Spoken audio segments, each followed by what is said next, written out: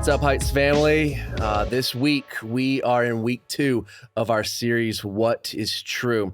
We've been talking about science lately, and with me today to join us in the conversation is Dr. Kevin Hamlin. Thank you so much for being here. Thanks for having me. Dr. Kevin Hamlin is a distinguished endowed chair professor in the computer science department at the University of Texas at Dallas and the executive director of the Cybersecurity Research and Education Institute. His research involves formal methods-based software development, binary software reverse engineering, reactively adaptive malware attack and defense, and theory of high assurance software transformation hardening. Some of his discoveries have earned the National Science Foundation's Career Award, the NYU Poly Best Applied Security Paper of the Year Prize, the Air Force Young Investigator Award, and have sparked thousands of news headlines around the world, including The Economist and The New Scientist. He holds PhD and bachelor's degrees from Carnegie Mellon and Cornell University in computer science and mathematical science.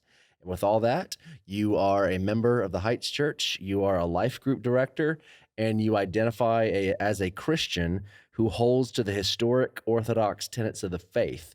I want to explore the rest of our time getting to why it is that you do that.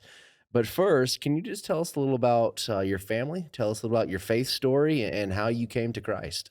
Sure, thanks. Yeah, I was fortunate, I think, to grow up in a family of Christians. Both my parents were Christians, but they were also both professors. So I kind of feel like I've been a PhD student in training since birth. Um, so I was working on my dissertation when I was 5, and Yeah, of it's course. progressed since Yeah. then. So I feel like I made a profession of faith early on because I saw through the example of my parents how it was possible to be a thinking person and also a Christian. And I feel like throughout my life, my faith has faced a lot of skepticism. So I've had many conversations, mostly with people who say, this doesn't make sense that a thinking person could believe in something that requires you to turn off your brain, they think, in order to believe it. And throughout my life, I've found that just the opposite is true, at least for me. It takes a great thought to be a Christian, I think. Yeah, absolutely. We've talked before, and one of the ways that you see evidence for God is in what's called the teleological argument. Right? I'm specifically interested in hearing your take on how computer science fits into that. But first, for everybody who's not familiar, let me kind of talk through what the teleological argument is for the existence of God, and kind of the history of it. Mhm. Comes from the word telos, meaning direction. And basically, what it is, it's an argument for the existence of God that looks at the complex functions of nature and says there has to be a designer, there has to be a creator. The beginnings of this argument go as far back as ancient Greece. There's evidence of Socrates, Plato, Aristotle observing this argument. Apostle Paul actually points to this in Romans 1 as evidence within the natural world for the existence of God. St. Augustine used this argument quite a bit, but it really hit its philosophical height with St. Thomas Aquinas when he presented the teleological argument as evidence for faith in God in his Summa Theologica. He put it forward 5 ways that God exists, and the teleological argument was the 5th one. This is Summa Theologica, Article 3, Question 2. The 5th way is taken from the governance of the world. We see that things which lack knowledge, such as natural bodies, act for an end. So he's talking about the sun, the moon, the stars. They act for an end. And this is evident from their acting always or nearly always in the same way so as to obtain the best result.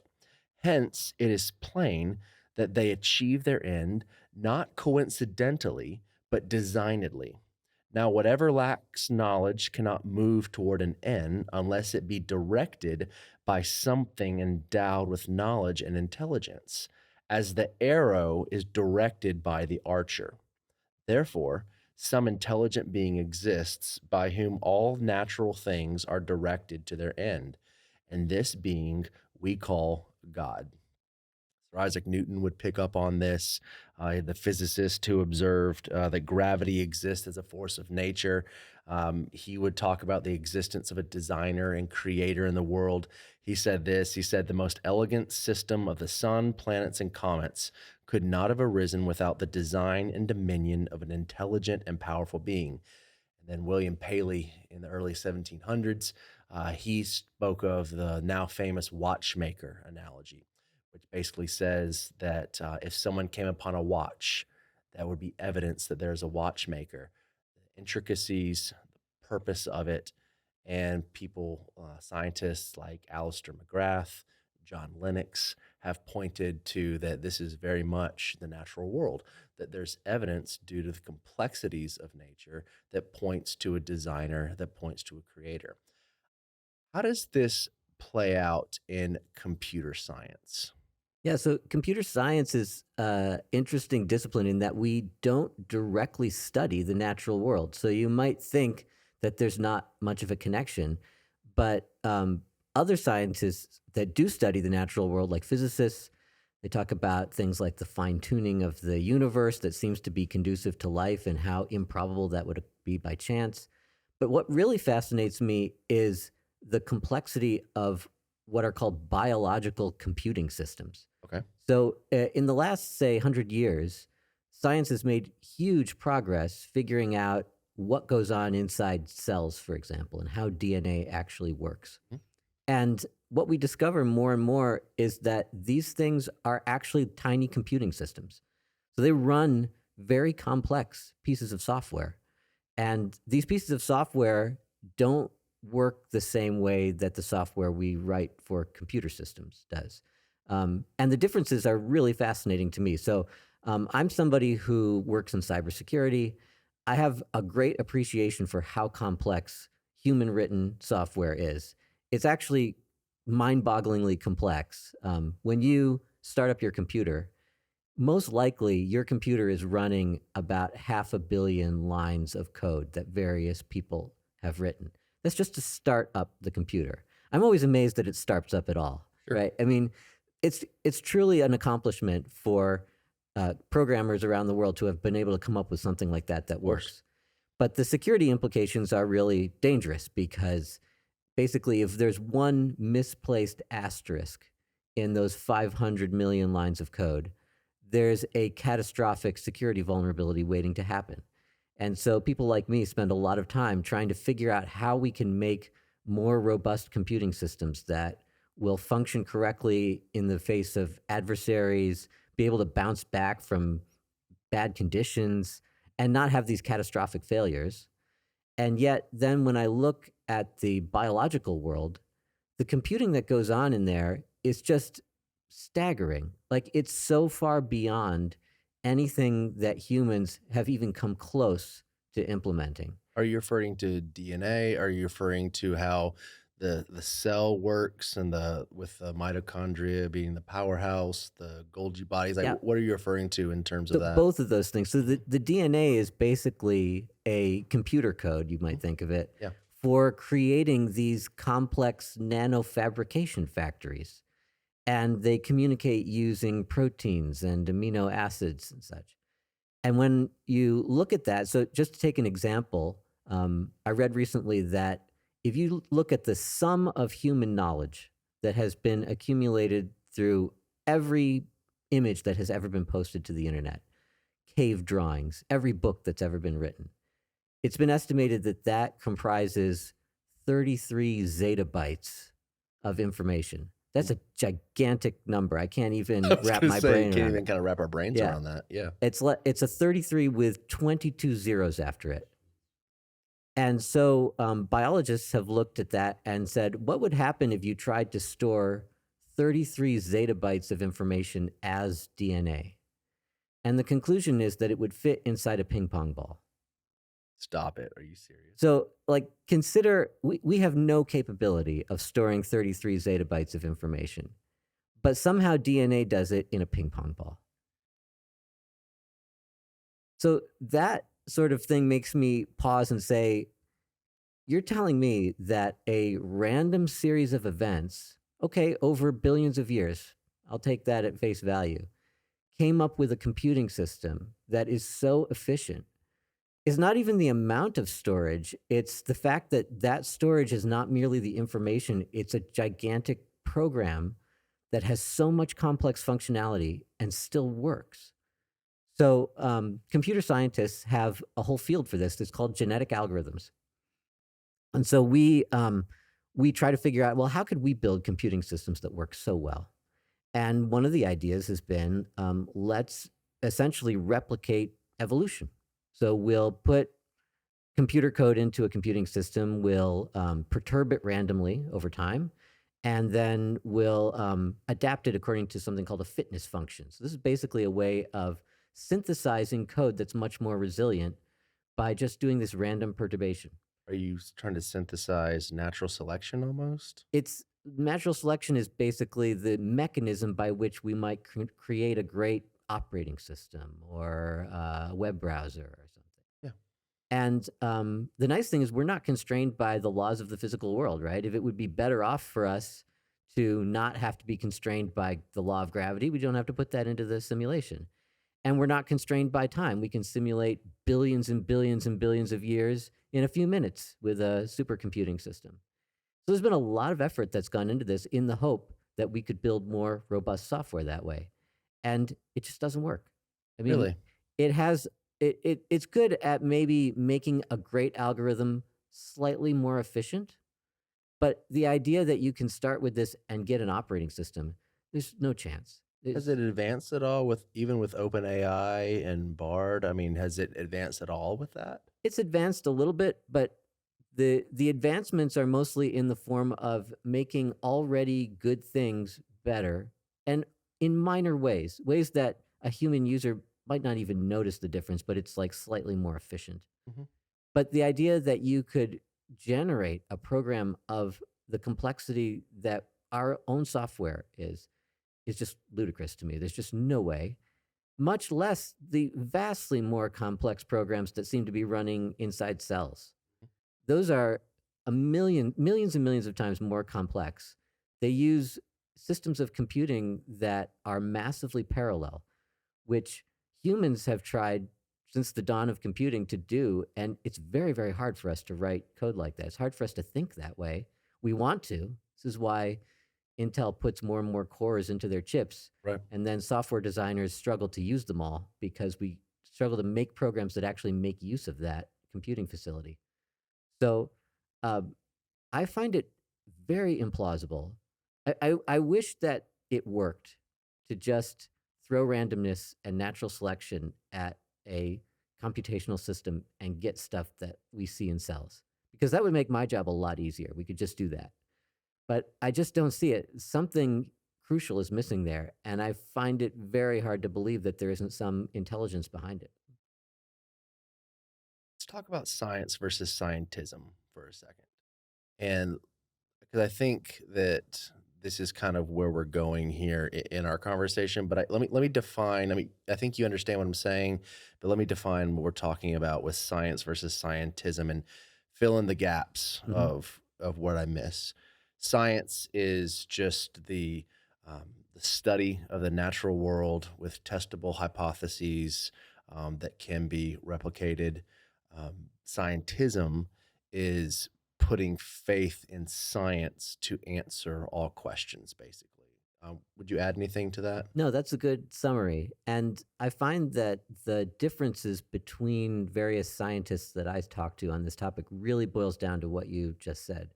Some scientists have enormous faith in the current discoveries that scientists have made, and others have more what I would call maybe some people call it epistemic humility, Okay. that that they realize that there are going to be limits. Even the best discoveries, there are going to be limits to how true those things are. So every scientific discovery that is a great breakthrough is really a disproof of some other scientific discovery that was thought to be correct before that. And as scientists, at least I am not afraid of that at all. That's exciting. I mean, that's where scientists, that's why we became scientists. Sure. We want to push the limits and realize that things that seemed obvious are wrong. Um, but along with that, I think comes a realization that if, say, the Bible is a revelation from a being for whom science is just obvious, then how would you expect such a person to write? It wouldn't be this sort of pedantic, well, I'm going to detail every nuance of how atoms work. And that would be boring. That's not the point of what this person is trying to say to us. So we have to be really, really careful to draw scientific conclusions, I think, from like biblical texts. I want to get there. Let's talk about that for a second. Put a pin in there. Okay. But to the point of what you were talking about with the creator, with science versus scientism and being able to discover all truth with scientism, I was looking this up. I wanted to get it right, but I read this from it's an article that Alistair McGrath wrote. He said, after all, the prevailing consensus within the scientific community is that a mere 4% of the universe is observable. 4%. Mhm. So, what he's saying is that we can see 4%. 23% of the universe is now thought to consist of dark matter and 73% of dark energy. Thus, 96% of our universe lies beyond the scope of scientific investigation. I mean, even if you had all the faith in science to find out all the truth, which is exactly what you're going to find with God delusion, Richard Dawkins. I mean, that's kind of the point. And I think honestly, from when he wrote that, and now I obviously don't know the man, but it seems like he's kind of mellowed a little bit. But the point that McGrath is saying is that even if you put all your chips in on science, you're only going to discover 4% of it if you abide by the rules of science. Yeah, and I think it's gotten worse in many ways. Worse, I mean, in terms of the challenge before us to study the physical world. Because more and more, at least in physics, I see a trend towards a level of abstraction being required to explain our universe that is increasingly untestable, even by its very definition. And that doesn't mean scientists are wrong for hypothesizing these things. It just shows that there are inherent limitations in what we can observe. Sure. So you've probably heard of things like multiple world theory or M Yeah, theory. the multiverse. Yeah. I've seen Marvel movies. Yes. I know Exactly. this. Good. Yeah. They take some liberties with that theory, Yes. but yeah. But the basic motivation behind that is that there are things that are very difficult to explain why they would exist the way they do in our universe. And one easy way to explain that would be to say that at the dawn of the multiverse, there were an infinity of universes created at that point, and that the different universes all have different physical constants and different physical characteristics. And of course, then the only one in which there are, or one of the few in which there are people around asking questions like, how could it be like this, would be one conducive to life. You're not going to have creatures asking that question in one where the gravitational constant was such that the universe never expanded beyond Sure. a pebble, right? The ultimate Goldilocks Yeah. conundrum, right? Yeah. But then the problem is that we face this issue where the whole theory predicts that if all of these universes exist, it's impossible that any information could ever flow between any of them, which means that we should not be looking for these other universes. In fact, discovery of another universe would disprove the M theory hypothesis. So we're left with this situation where we have to sort of say, well, if I observe a physical phenomenon and I can't come up with a naturalistic explanation for it, then I'll just appeal to M theory. Well, we just live in the universe where that happened. And I find this very unsatisfying as a scientist. Yeah. It seems like the same objection that secularists have to the idea that God exists. They say, well, we can't do that because then you'll be explaining all these natural phenomena by just saying God did it. Well, how's that different than this M theory thing? Yeah. It's how do I put it? It's God has written eternity on everyone's hearts. Mhm. I mean, I think I read that somewhere. Huh. But it's also you read whether it's David Hume, whether it is Dawkins, whether it's Hitchens, whoever it is who's going to be critical of teleological arguments, epistemological arguments. Yes, I'm biased in saying this, but I think when you read those men who far smarter than I'm ever am going to be, their main argument kind of boils down to there is no God and I hate him. Yeah, and I find it interesting that many of the outspoken proponents of those anti-religious philosophies, they seem to be far more confident in their conclusions than the actual experimentalists that I talk to who are doing these things. So the ones who are doing it in the lab, many of them are atheists, many of them are skeptics, but they have a lot of caution about what they're doing. They realize I did this experiment, it seemed to point to a certain reality. I'm not completely confident that that's what the result of this experiment means. Maybe the next experiment will disprove it.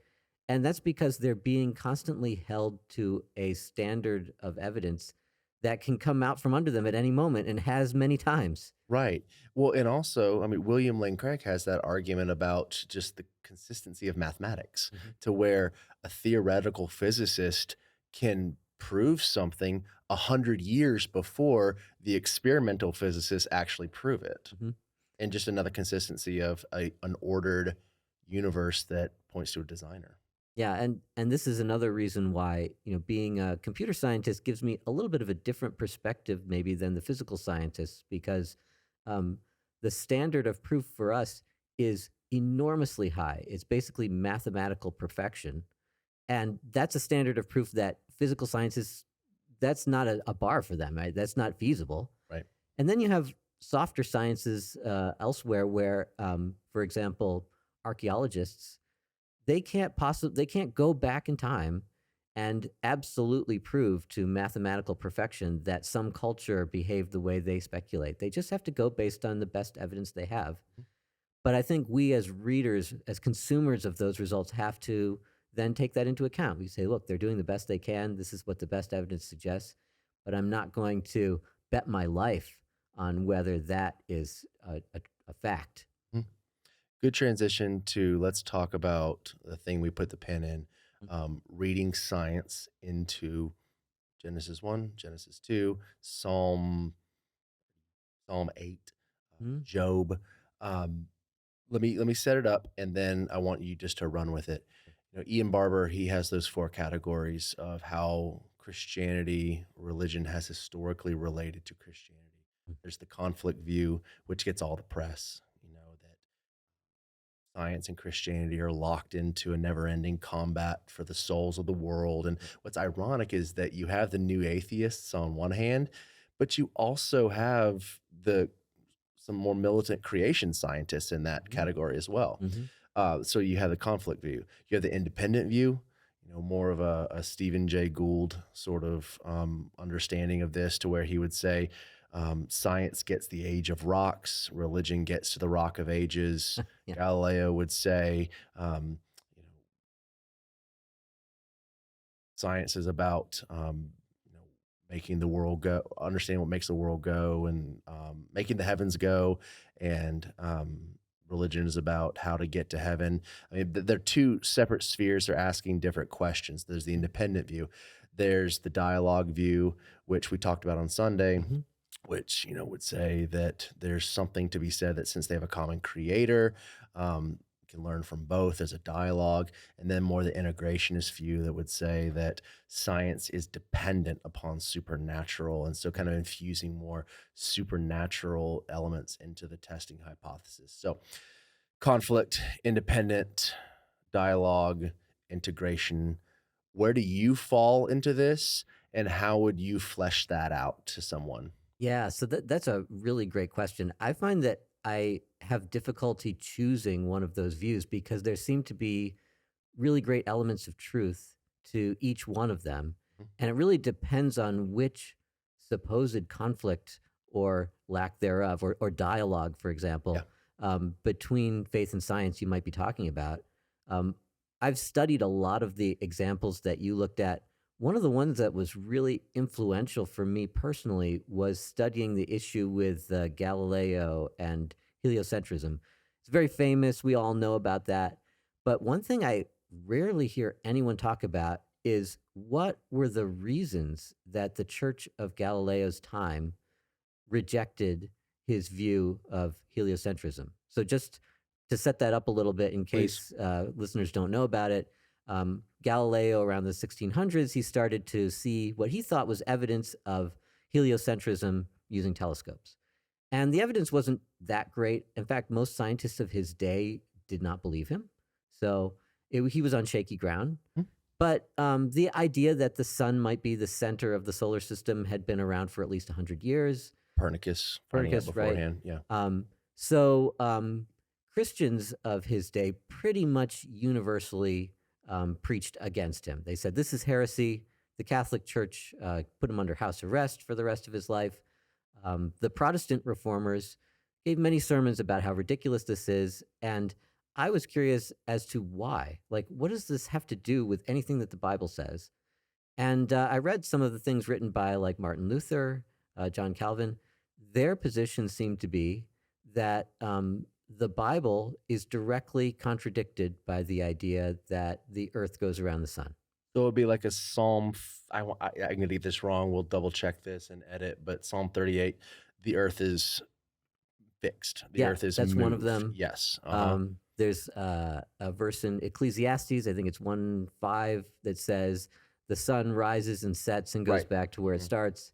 So it's an issue of biblical inspiration and Yep. authority, is what I Yeah. would say. So their position was, if the Bible says the sun rose, then it's lying because the sun didn't rise, the earth rotated.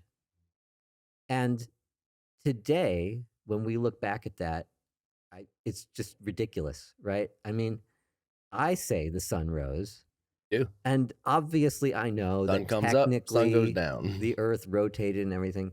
So what we see is that the Christians of Galileo's day made a big mistake. They had an error in the way they were interpreting scripture.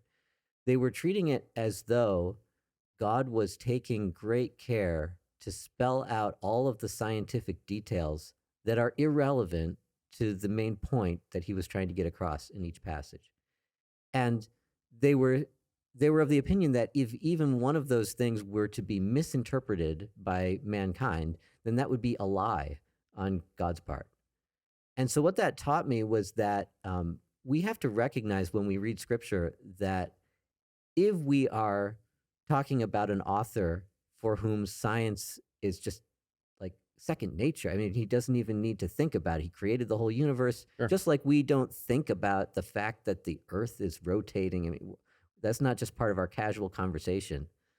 Then I would expect God to say things that would make sense to the people of that day and be cautious to spell out the things that he cares about, like morality and righteousness and holiness.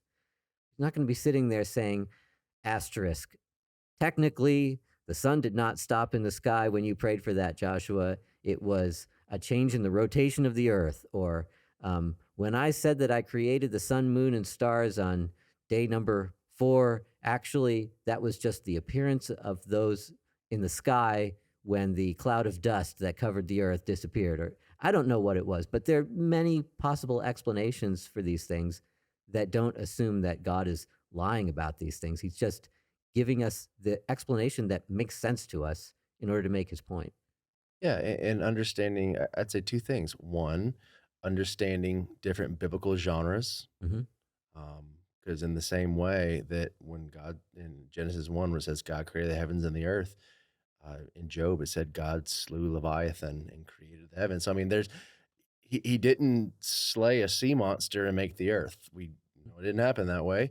But on the second thing, in addition to understanding genre and interpreting the Bible correctly, not to say that we're going to go all the way into criticism or reform criticism or German liberalism for that, but I would say, on the other hand, in addition to genre, if my now 5-year-old asks me where babies come from, I'm going to tell them they come from mama's tummy right now. Right. We're Yeah. not going to have, that conversation yet. And I know we have there's different opinions and stuff about how to have that conversation, when to have that conversation, but just take it as, regardless of age, where a parent feels comfortable talking about that sort of topic, it's going to range in explanation Hmm. from mommy's tummy to a more graphic biological explanation of it. Yeah.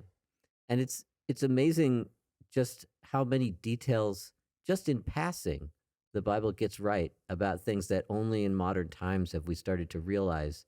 So I've often thought about like the creation story that it began with the creation of light.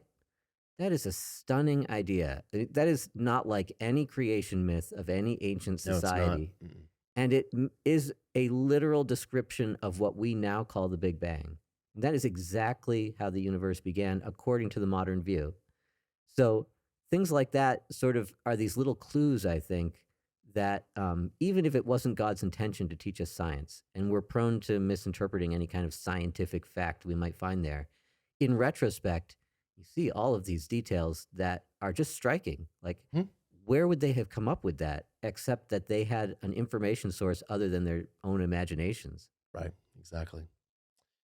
Well, I think we are right at time now. Right? But, doctor, I appreciate you so much taking time to talk with us, and we'll have you back soon and continue this conversation. Yeah, I appreciate it. Thanks for having me. Thanks a lot.